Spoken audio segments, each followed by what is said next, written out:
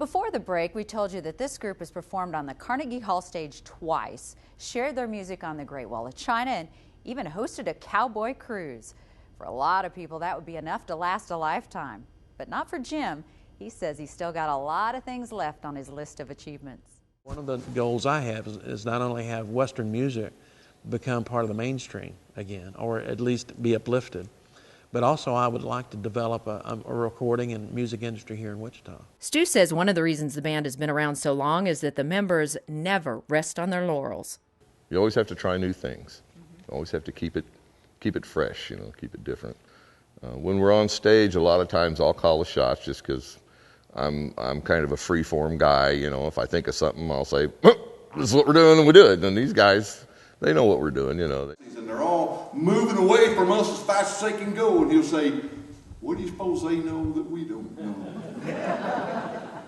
And I'll be sitting there thinking, how do they get Teflon to stick to the pan? How many times have you guys gotten on stage and just absolutely thrown everything out that you'd planned to do and just go with it? Oh, a lot of times. Lots of times. There's a Jim's going every night, just about every night. Is found.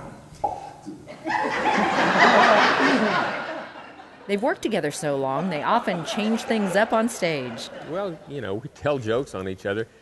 Jim's usually the brunt of most of them because he's kind of taken on that personality as, we kid him about being from Tennessee. And, Jim's the smartest person that I know, I think, but he's just, he plays the kind of the dumb fool there because we make him do that. I don't know what it is.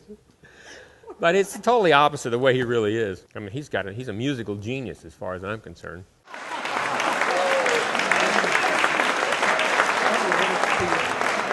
They've done this for so many years, they're able to adjust what they play to fit what they think the crowd may prefer. So the show you see one time may not be the same show you see the next time.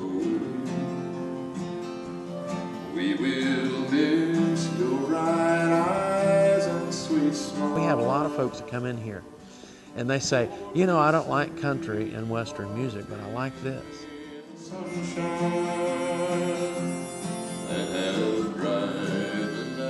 Spontaneous and to be able to tell stories and jokes and stuff like that. Hey, I've got it made. You really want him to do that song? Some of you, see, Daryl? I will, I'm not proud. As much fun as they're having, it's hard to believe they do this 200 times a year. Kind of look for that little thing that's going to happen each night that's sometimes several times where something's kind of out of the ordinary or somebody comes up with a new joke or a new twist on an old joke or something happens or a real hot lick, Stu will just get this guitar thing going and go, wow, I just been blown away. Or something that Jim will do, he'll get some extra notes in there on the singing and stuff like that. So every night something magic happens for me. Songs we've done over and over and over, we'll, somebody say, well, what if we tried this? And we change it around a little bit. And that's just the fun of it to me. I just get such a kick out of that. Out in the town of Wichita where the prairie never ends. We throw a little different spin on it. Not everything we do is your grandfather's Western music, although we give homage to that and we respect that, the roots of it. We're taking it to new levels. We're meshing it into the Southern California acoustic that I love so much. There's great talent coming up with new material and we're writing the material, and there's a lot of us out there that are writing new cowboy things that are relevant and are exciting. And people are kind of picking that up in our programs too, along with the classics. I enjoy this so much because they let me be part of something that is, it's unique, fairly unique, certainly to this area. And they are such, you may have heard this over and over, and I'll say it over and over, they're such tremendously talented individuals. And I could only wish to write the music that they write. These cowboys not only play great music, they dispense some good old down-home, dyed-in-the-wool common sense. One of the things, when somebody looks at somebody like, or a group like yours that has become really a household name and achieved so much, they look at you and think, boy, your path must have been paved. It must have been easy. Was your path paved?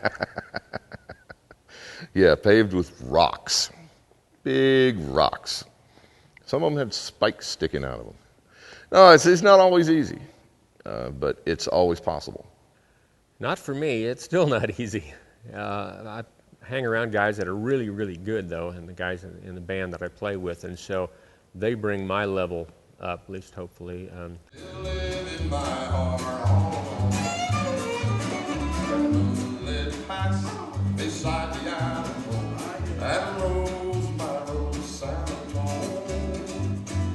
have to love people. You have to understand them. You have to make them feel important. Because when you do that, you make a friend. And then a friend listens to you what you have to say. I think that's pretty much why we're here, is other people, not ourselves. And if you can make the world around you a better place, use anything you got to do that, anything you have that you've been gifted with, that you do. I think that's very important. And if everybody did this, what kind of world would that be?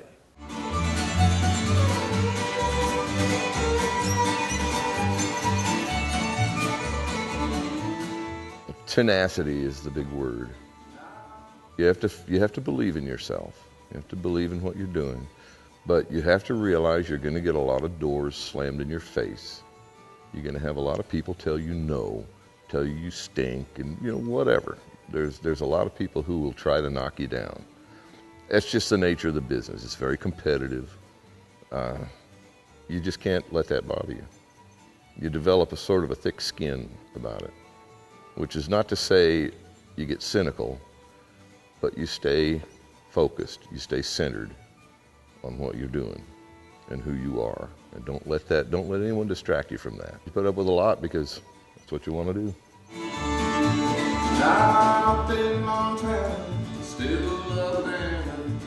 The drive for the art, whatever you're in, whatever art medium you're in, you have to just absolutely love it. But it's true. We truly love this music because of the way it sounds and the way it affects people and the way it affects ourselves. This is, to me, it's really not work at all.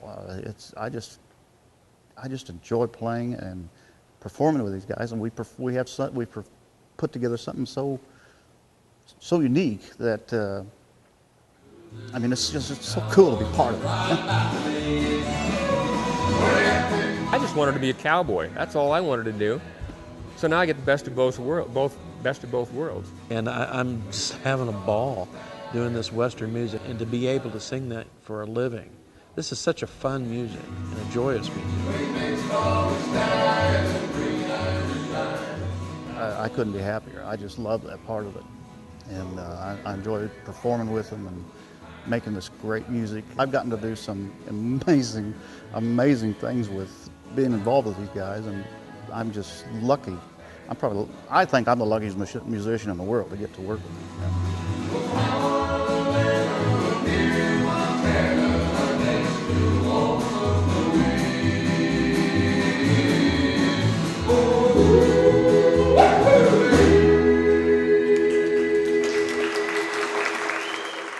I've enjoyed it a lot. I've enjoyed my life. It's not always been easy, but it's always been real, Orrin has since left the band to go back to play with the Prairie Rose Wranglers in Benton. The youngest and newest member of this group, Chip Worthington, has taken his place. Chip attended Wichita State on a vocal music education scholarship where he studied music theory under the Pulitzer Prize-nominated professor, Dr. Walter Mays. If you'd like to see the Diamond W Wranglers perform, and it is a real treat, call this number or go to this website for more information. You can also buy one of the 11 CDs they've made. If you know someone who has a successful, inspirational, or motivational story to tell, well, we want to know about it too. We've made it very easy for you to tell us. You can go to one of these websites, you can contact us through Facebook, Twitter, or you can even send us a letter. Be sure to give us a name, a number where you can reach them, and tell us what they're doing that you think makes them so special.